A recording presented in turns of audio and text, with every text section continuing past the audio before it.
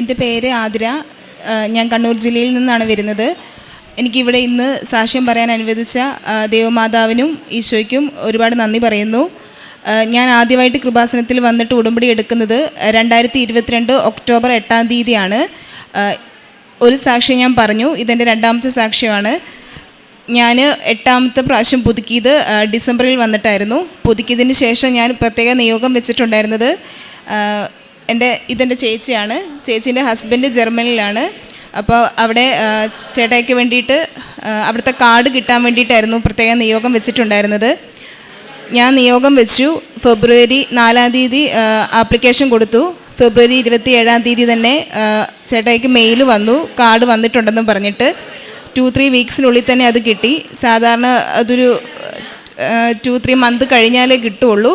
അത് സമയം ചുരുക്കി മാതാവ് അത് പെട്ടെന്ന് തന്നെ കൊടുത്തു. രണ്ടാമതായി ഞാൻ ഉടമ്പടി വെച്ചിട്ടുണ്ടായിരുന്നത് എൻ്റെ സിസ്റ്ററിൻ്റെ ജർമ്മൻ എക്സാമിന് വേണ്ടിയിട്ടായിരുന്നു.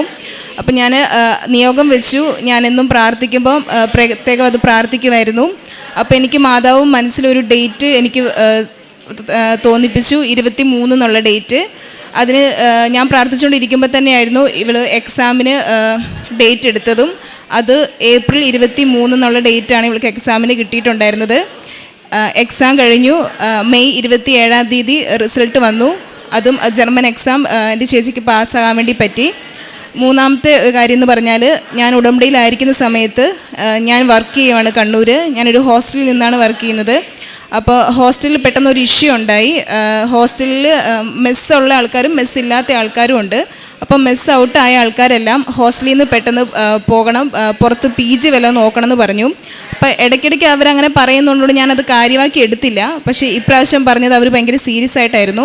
അപ്പോൾ ഒരുപാട് കുട്ടികൾ മെസ്സിൽ നിന്ന് ആ ഹോസ്റ്റലിൽ നിന്ന് മാറി വേറെ PGയും കാര്യങ്ങളൊക്കെ നോക്കി. അപ്പോൾ ഞാൻ അന്ന് തൊട്ട് ഞാൻ മാതാവിനോട് പ്രത്യേകം നിയോഗം വെച്ച് പ്രാർത്ഥിക്കാൻ തുടങ്ങി. അപ്പോൾ റൂമിലുള്ള കുട്ടിയൊക്കെ പറയും, ചേച്ചി നമുക്ക് നോക്കണ്ടേ, വേറെ റൂം നോക്കണ്ടേ, നമുക്ക് മാറണ്ടേ എന്നൊക്കെ ഉള്ളത്. ഞാൻ പറയും, ഇല്ല, നമുക്ക് ഇവിടെ തന്നെ നിൽക്കാൻ പറ്റും, എനിക്ക് തോന്നുന്നു ഇവിടെ തന്നെ നിൽക്കാൻ പറ്റും എന്നുള്ളതെന്ന് തോന്നുന്നുണ്ടെന്ന് പറഞ്ഞു. ഞാൻ എന്നിട്ട് കൃപാസനത്തിലെ വിശുദ്ധ ഉപ്പും വിശുദ്ധ തൈലവും ഞാൻ എൻ്റെ റൂമിൽ ആരും ചവിട്ടാത്ത സ്ഥലത്ത് ഞാൻ പ്രത്യേകം തേച്ച് പ്രാർത്ഥിച്ചു. വിശ്വാസ പ്രമാണം ചൊല്ലി ഞാൻ പ്രാർത്ഥിച്ചു. എനിക്ക് 1 വീക്കിനുള്ളിൽ തന്നെ നമ്മുടെ HR-ൽ നിന്നൊരു ഇത് വന്നു, നമുക്ക് ഹോസ്റ്റലിൽ തന്നെ നിന്നോളാനുള്ളൊരു പെർമിഷൻ കിട്ടി.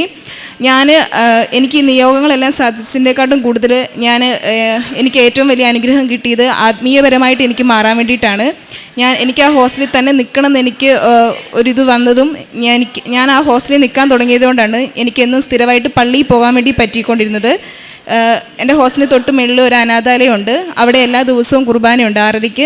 അപ്പോൾ എനിക്ക് എന്നും കുർബാനയ്ക്ക് പങ്കെടുക്കാൻ പറ്റുന്നുണ്ട്. 2 ആഴ്ച കൂടുമ്പോൾ കറക്റ്റായിട്ട് കുമ്പസരിക്കാൻ പറ്റുന്നുണ്ട്.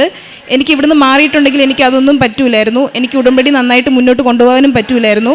അപ്പോൾ എൻ്റെ ആ ഒരു കാര്യത്തിൽ മാതാവ് വലിയൊരു ഇടപെടൽ ഒരു 1 വീക്കിനുള്ളിൽ തന്നെ തന്ന് എനിക്കത് സാധിക്കാൻ പറ്റി.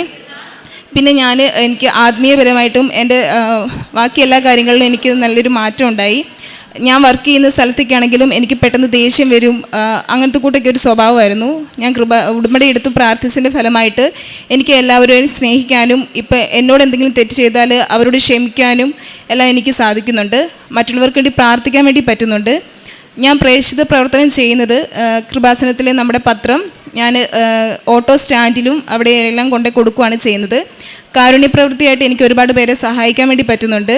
ഞാൻ കാരുണ്യപ്രവൃത്തി ചെയ്യുന്നത്, ഞാൻ പൊതിച്ചോറ് വാങ്ങിയിട്ട് ഞാൻ എത്ര പൊതിച്ചോറ് വാങ്ങുന്നു അത് ഞാൻ തീരും വരെ ഞാൻ എന്തോരം നടക്കുമോ അത്രയും നടന്ന് ഞാൻ കൊടുക്കും. ഒരു പ്രാവശ്യം ഞങ്ങളിങ്ങനെ പൊതിച്ചോറ് കൊടുക്കാൻ പോകുമ്പോൾ ആരെയും കണ്ടില്ല. അന്ന് ഭയങ്കര വെയിലും കാര്യങ്ങളൊക്കെ ആയിരുന്നു.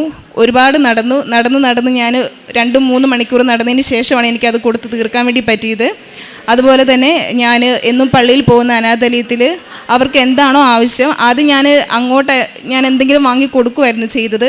പിന്നെ എനിക്ക് തോന്നി അവർക്ക് ആവശ്യമുള്ള സാധനമല്ലേ വാങ്ങിക്കൊടുക്കേണ്ടത്. ഞാൻ അവരോട് ചോദിക്കുന്നുണ്ട്, എന്താണ് ആവശ്യമുള്ളതെന്ന് ചോദിക്കുന്നു.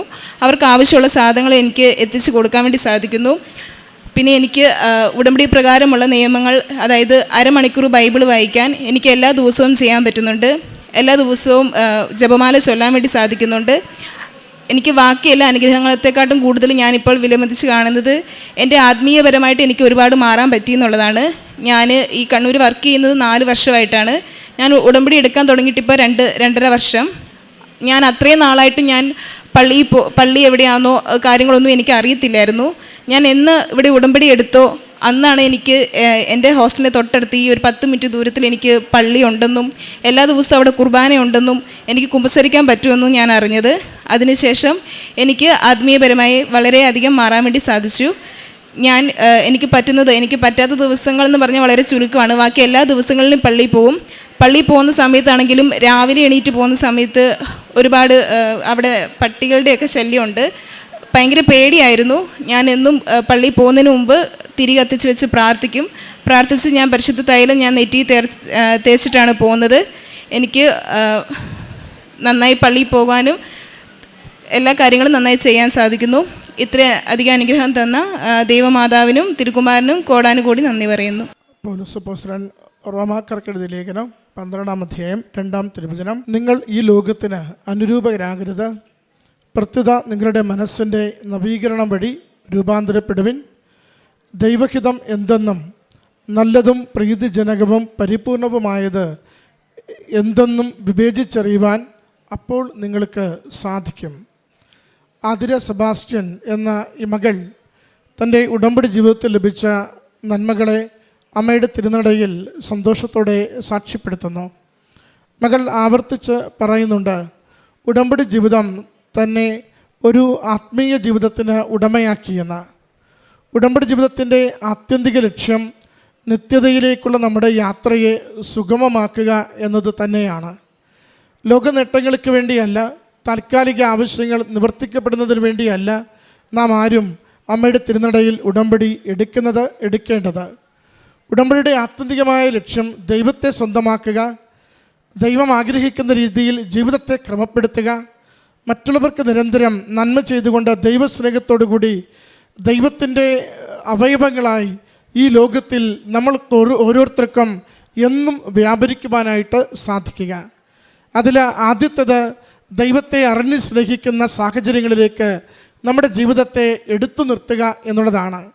അതാണ് വിശുദ്ധ ബലി, അനുദിന ദിവ്യബലിയിൽ പങ്കുചേരുക, 2 ആഴ്ചയിലൊരിക്കൽ കുമ്പസാരത്തോടുകൂടി ആത്മാവിനെ നിരന്തരം ശുദ്ധീകരിക്കുക, പാപത്തിൻ്റെ പ്രലോഭനത്തിൻ്റെ സാഹചര്യങ്ങളിൽ നിന്ന് അകന്നു മാറുക, വചന വായനയിലൂടെ ദൈവസ്വരത്തെ നിരന്തരം കേട്ടുകൊണ്ടിരിക്കുക. നമ്മൾ എങ്ങനെയൊക്കെയാണോ നമ്മുടെ ജീവിതത്തെ ആത്മീയമായി ശാക്തീകരിക്കുവാനാവുക, ആ രീതിയിൽ ഉടമ്പടി ജീവിതത്തിലേക്ക് പ്രവേശിക്കുമ്പോൾ ഒരു ആന്തരിക മനുഷ്യനെ ബലപ്പെടുത്തുന്ന പദ്ധതിയിലേക്കാണ് നാം ഓരോരുത്തരും വന്നു ചേരുന്നത്. ഉടമ്പടിയുടെ ഓരോ നേർച്ചവസ്തുക്കളും നമ്മളെ ദൈവികമായ സംരക്ഷണത്തിലേക്ക്, ദൈവികമായ അഭിഷേകത്തിലേക്കാണ് നമ്മളെ കൊണ്ടുവരുന്നത്. അത് തിന്മയുടെ സ്വാധീനങ്ങളിൽ നിന്ന് നമ്മളെ എപ്പോഴും വിടുവിക്കുകയും പരിശുദ്ധാത്മാവിൻ്റെ അഭിഷേകം നമ്മളിൽ എപ്പോഴും നിറയ്ക്കുകയും ചെയ്യുന്നു. നിങ്ങളുടെ ഉടമ്പടി ഉപ്പ് ഉള്ളിൽ സേവിക്കുമ്പോഴാവട്ടെ, എവിടെയെങ്കിലും വിതറുമ്പോഴാവട്ടെ, ഉടമ്പടി തൈലം നെറ്റിത്തടത്തിൽ കുരിശടയാളം വരച്ച് വിശ്വാസ പ്രമാണം ചൊല്ലുമ്പോഴാവട്ടെ, നമ്മൾ സൃഷ്ടിച്ച ദൈവത്തെ സ്മരിക്കുകയും ദൈവത്തിൻ്റെ സ്നേഹത്തിൽ നമ്മളെ സമർപ്പിക്കുകയുമാണ് ചെയ്യുന്നത്. അതുകൊണ്ട് ഉടമ്പടി ഇരുത്തം വരുന്നുണ്ടോ എന്ന് പരിശോധിക്കുന്നത് നമ്മുടെ ആത്മീയ ജീവിതം കുറേ കൂടി ബലപ്പെടുന്നുണ്ടോ എന്ന് നാം പരിശോധിക്കുമ്പോഴാണ്. കാര്യങ്ങൾക്ക് വേണ്ടി മാത്രം, ഭൗതികമായ നേട്ടങ്ങൾക്ക് വേണ്ടി മാത്രം ഒരു എളുപ്പ വഴിയായി നാം ഉടമ്പടിയെ കാണുന്നുവെങ്കിൽ നമ്മൾ വളരെ കാഴ്ചപ്പാടില്ലാത്ത മനുഷ്യരാണ്. ചെറിയ കാഴ്ചയുള്ളവർ, താൽക്കാലിക നേട്ടത്തിന് വേണ്ടി മാത്രം ദൈവസന്നിധിയിൽ നിലവിളിക്കുന്ന കുഞ്ഞുങ്ങളെപ്പോലെ നാം മാറുന്നുവെന്നേയുള്ളൂ. മറിച്ച് ഇതിൻ്റെ ആത്യന്തികമായ നേട്ടവും ലക്ഷ്യവും ദൈവത്തെ സ്വന്തമാക്കുക, ദൈവത്തെ കൈമാറുക എന്നത് തന്നെയാണ്. അതുകൊണ്ട് ഈ കലുഷിതമായ ലോകത്തിൽ ദൈവനാമത്തെ മഹത്വപ്പെടുത്തുന്നൊരു ജീവിതം നമുക്ക് സ്വന്തമാക്കിയെടുക്കുവാൻ സാധിക്കുന്നുവെങ്കിൽ അത് ഈ ഉടമ്പടി ജീവിതത്തിൽ വളരെ എളുപ്പമാണ്. മറ്റേതൊരു പ്രാർത്ഥന ധ്യാന രീതികളിൽ നിന്നും വ്യത്യസ്തമായി ഉടമ്പടി ജീവിതത്തിൽ നമ്മളെ വളരെ വേഗത്തിൽ ദൈവികമായ സംരക്ഷണയിലേക്ക് ചേർത്തുകൊണ്ടുവരും. കാരണം ഇതൊരു കംപ്ലീറ്റ് പാക്കേജാണ്. Complete package. ആത്മവിശുദ്ധീകരണത്തിൻ്റെ എല്ലാ ഘടകങ്ങളും നമുക്കിവിടെയുണ്ട്. ദൈവസ്നേഹ പ്രവർത്തികളുടെ എല്ലാ ഘടകങ്ങളും നമുക്കിവിടെയുണ്ട്. വിശ്വാസ കൈമാറ്റത്തിൻ്റെ എല്ലാ അവസരങ്ങളും നമുക്കിതിനകത്തുണ്ട്. അതുകൊണ്ട് ഒരു ആത്മാവ് ദൈവത്തിങ്കിലേക്ക് ചരിക്കുന്നതിന് എന്തൊക്കെയാണോ ജീവിതത്തിന് വേണ്ടത് അത് മുഴുവനും അമ്മ മാതാവിൻ്റെ ഈ ഉടമ്പടിയോട് ചേർത്ത് വെച്ചിരിക്കുന്നു. അതാണ് ചെറുപ്പക്കാരിയായ ഈ മകൾ ഇപ്പോൾ 9 തവണ ഉടമ്പടി പുതുക്കിക്കൊണ്ട് ലോകത്തോട് പറയുക, എനിക്ക് എൻ്റെ ദൈവത്തെ കണ്ടെത്തുവാൻ, എൻ്റെ ആത്മീയ ജീവിതത്തെ ബലപ്പെടുത്തുവാൻ, സ്നേഹത്തോടുകൂടി എൻ്റെ ജീവിതത്തെ ദൈവത്തിന് സമർപ്പിക്കുവാൻ എന്നെ സഹായിച്ചു എന്നതിലാണ് എനിക്ക് ഉടമ്പടി ജീവിതത്തിൻ്റെ സന്തോഷമിരിക്കുന്നതെന്ന്. പ്രിയമുള്ളവരെ, ഭൗതിക നന്മകൾ ഓരോന്ന് ലഭിക്കുമ്പോഴും ഓർക്കണമേ, നമ്മുടെ ആന്തരിക മനുഷ്യനെ നാം ബലപ്പെടുത്തിക്കൊണ്ടാണ് ദൈവസന്നിധിയിൽ നിലനിൽക്കുന്നത്, ജീവിക്കുന്നതെന്ന്. നമുക്ക് ആത്മീയ കൃപാവരങ്ങൾക്ക് വേണ്ടി പ്രാർത്ഥിക്കാം. നമുക്ക് ആന്തരിക മനുഷ്യനെ ബലപ്പെടുത്തിക്കൊണ്ട് എല്ലാ തരത്തിലുള്ള പാപത്തിൻ്റെ വഴികളിൽ നിന്ന് പിന്മാറുവാൻ ഉടമ്പടി ജീവിതത്തിലൂടെ കരുത്ത് ലഭിക്കുവാൻ വേണ്ടി നമുക്ക് പരിശ്രമിക്കാം. ദൈവനാമത്തെ മഹത്വപ്പെടുത്തുവാൻ നാം തയ്യാറാകുമ്പോൾ ദൈവം ഈ ഭൂമിയിൽ നമ്മുടെ ജീവിത സാഹചര്യങ്ങളെ നിരന്തരം അനുഗ്രഹിച്ചു കൊണ്ടിരിക്കും, മഹത്വപ്പെടുത്തിക്കൊണ്ടിരിക്കും. അതാണ് ഉടമ്പടിയുടെ മെക്കാനിസം. നാം ദൈവത്തെ ഓൺ ചെയ്യുമ്പോൾ ദൈവം നമ്മളെ ഓൺ ചെയ്തുകൊണ്ട് ഈ ഭൂമിയിൽ നമുക്ക് ആവശ്യമുള്ളത് അവിടുന്ന് നമുക്ക് തക്ക സമയത്ത് ക്രമീകരിച്ചു തരും. ആദ്യം അവിടുത്തെ രാജ്യവും നീതിയും അന്വേഷിക്കുക, ബാക്കിയുള്ളതെല്ലാം നിന്നോട് കൂട്ടിച്ചേർക്കപ്പെടും. ദൈവനാമത്തെ മഹത്വപ്പെടുത്തി ഈ മകൾക്കും കുടുംബത്തിനും ലഭിച്ച എല്ലാ നന്മകൾക്കും നന്ദി പറഞ്ഞുകൊണ്ട്, പ്രത്യേകിച്ച് ആത്മീയ വളർച്ചയ്ക്ക് നന്ദി പറഞ്ഞുകൊണ്ട് അമ്മ മാതാവിന് ഈ സാക്ഷ്യം സമർപ്പിക്കാം. കരങ്ങളടിച്ച് ദൈവനാമത്തെ നമുക്ക് സ്തുതിക്കാം. അത്യപൂർവ ദൈവാനുഭവങ്ങൾ ഇനി നിങ്ങൾക്കും സ്വന്തം. ഈ യൂട്യൂബ് ചാനൽ ഇതുവരെ സബ്സ്ക്രൈബ് ചെയ്തിട്ടില്ലെങ്കിൽ ഇപ്പോൾ തന്നെ സബ്സ്ക്രൈബ് ചെയ്യുക. ഈ വീഡിയോ ഇപ്പോൾ തന്നെ നിങ്ങളുടെ സുഹൃത്തുക്കൾക്ക് ഷെയർ ചെയ്തുകൊണ്ട് കർത്താവിൻ്റെ പ്രേക്ഷിതരാകുക.